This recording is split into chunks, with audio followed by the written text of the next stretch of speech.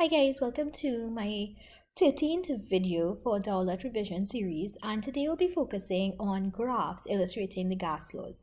Now before we get into the specifics of each of the graphs, we're going to discuss a little bit about the general gas law. So the gas laws basically describe the behavior of a gas under the changes in their pressure, volume, and temperature.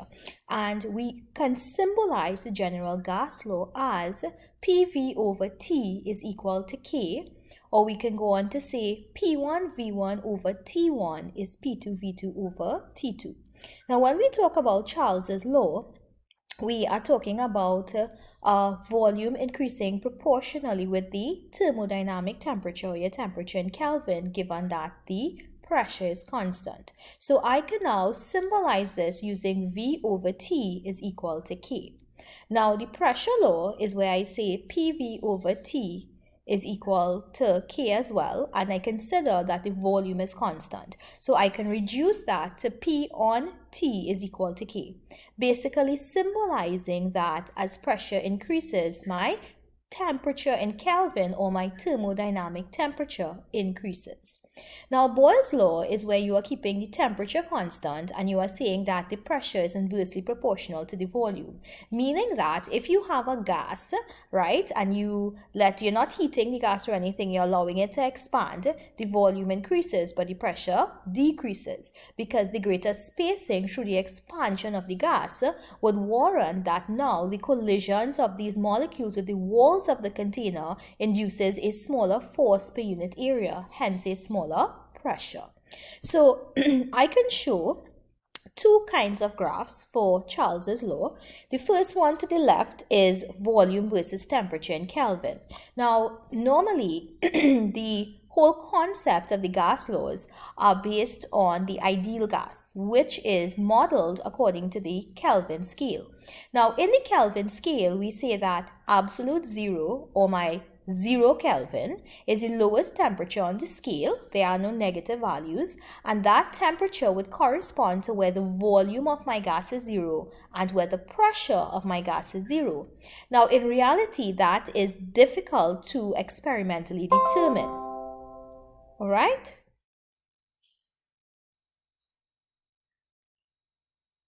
Right.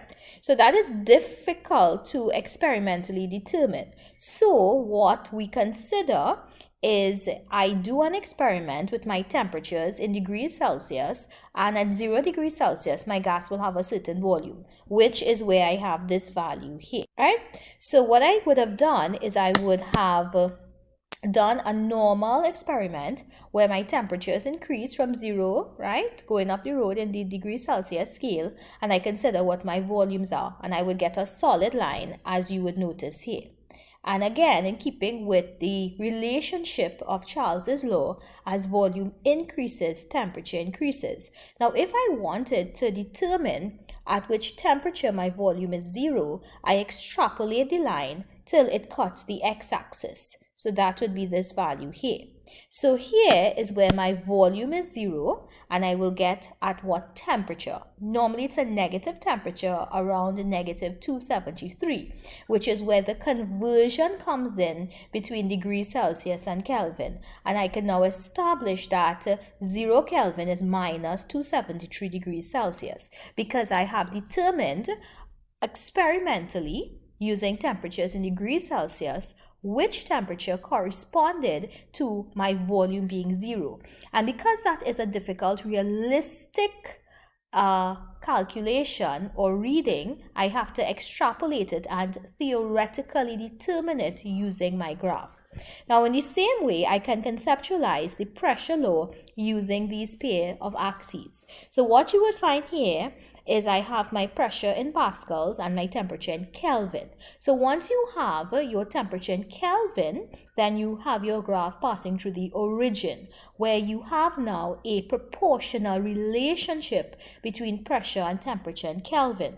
Now if, on the other hand, I wanted to do a graph of pressure versus temperature in degrees Celsius, again, it's hard to determine where my pressure is 0. So what I do is I start with my temperature at 0 degrees Celsius, and I see what pressure that corresponds to here.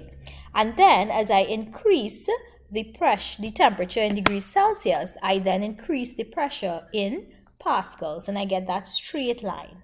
Yeah?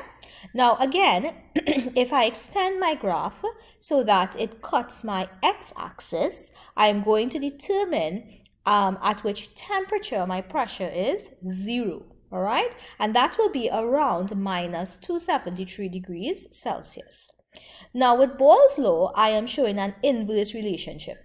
Mathematically, we represent an inverse relationship using an exponential curve. So these curves, which are sloped downwards, would show that as pressure increases, volume decreases, or vice versa. As in the left-hand side, as volume increases, pressure decreases. Okay, now if I wanted to show a straight line relationship, I would have to invert one of the variables. Because there is no inversion of a proportionality sign, we represent an inverse relationship by flipping one of the variables. So here I would have seen that as pressure increases, volume decreases, but 1 on V will have the opposite effect, right? Because it's at the inverse. So that will increase. So now you would see that if you have an inverse of either of the variables plotted, you will get a straight line. Now I have a think tank question. So this is what I did as well, where I showed the same concept with volume and pressure. Now suppose you have volume and temperature being constant.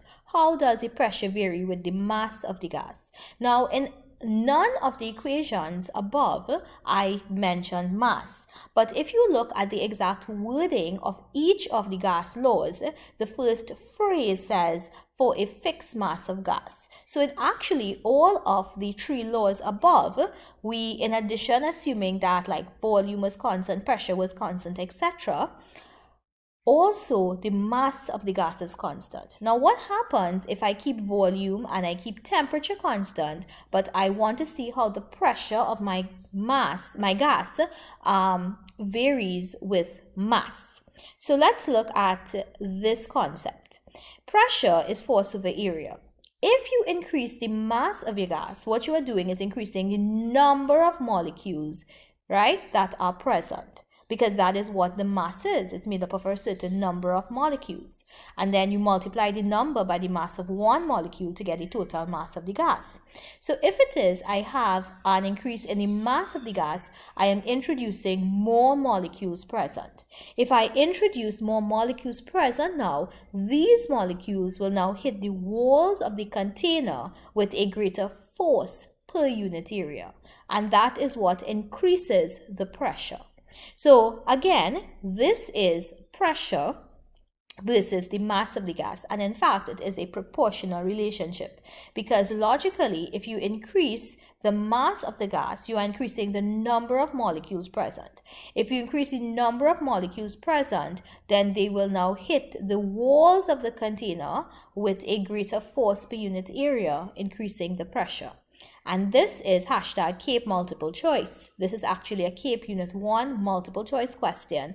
And I saw it and I have chosen to infuse it into my teaching. Namely because you guys have done the theory and you can understand it. Okay? So you are at an advantage already. Join me tomorrow for another revision video.